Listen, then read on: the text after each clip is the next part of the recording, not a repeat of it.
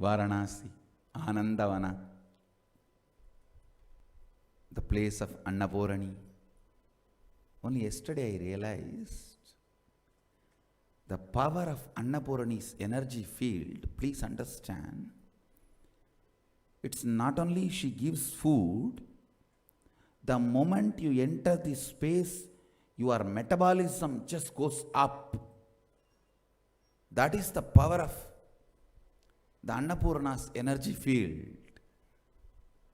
Just yesterday night I discovered it. Why I feel so blissful? See, the bliss of enlightenment is always there. Why I feel so blissful when I enter Varanasi? I was just looking. Why I feel so healthy the moment I enter the energy field of Varanasi? Because the metabolism goes so high. Literally the body is digesting the air itself. The very air is digested by the body. Body is enjoying the very breath or the energy field of this Anandavana, Varanasi. This place is an ecstasy for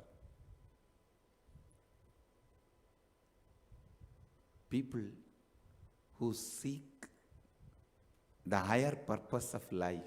See, the highest purpose is enlightenment, no doubt. But even if somebody is seeking little higher than what they are seeking, even if they are seeking for health, they want complete health, then little higher than what they are seeking. They were looking for wealth, now they are looking for more wealth. That is little higher than what they are seeking. See, highest is enlightenment. But even if you are seeking little higher than what you have in your life, this place does the job. It is literally DNA of Hinduism. It's DNA of Hinduism. That's the only word I can use. One nice thing in this city, nothing is in our control. That is the beauty you need to enjoy in this city. Nothing.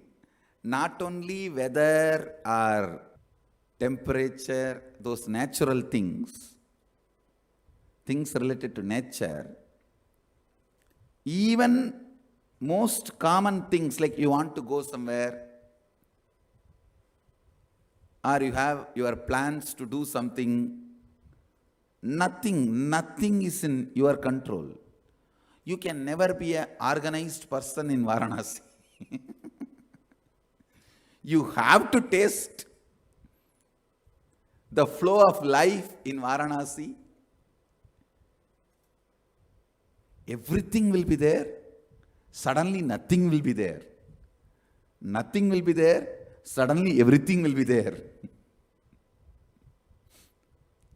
If you don't understand what I am saying, wait, in next few days you will understand.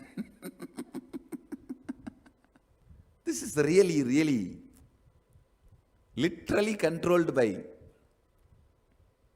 Mahadeva, the place where he dances, celebrates his own existence, and whatnot. Land of Vishwanatha, protected by, maintained by Kalabhairava, fed, nourished, enriched by Mata Annapurani.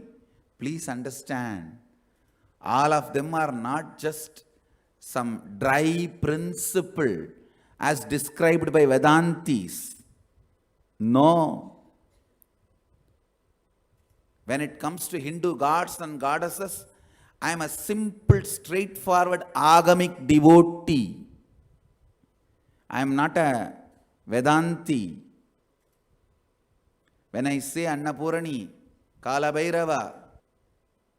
See, when I say Annapurani, Kalabhairava, Vishwanatha, please understand, they are literally living here and responding in the very physical plane, like how you can talk to your friends or neighbor, relatives, to me and receive response. In that very plane, all of them exist in Varanasi. I am not talking about their deity in the temple. That represents them, no doubt. And I am not talking about they existing in the form of a principle. God exists everywhere. No, relax. I am not a dry Vedanti. Please understand, I am talking straightforward, direct form. They exist. Where you can talk to them, relate with them. See, yesterday, the moment I landed in Varanasi, first thing I did, went and had darshan of Kalabhairava, gave attendance. I am here, bless me, everything should go well. Understand?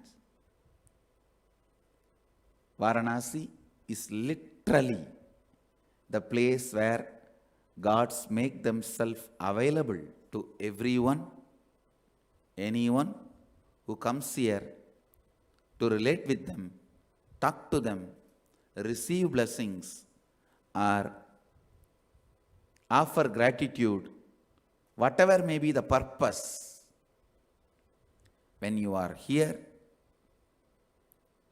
when you relate with them, they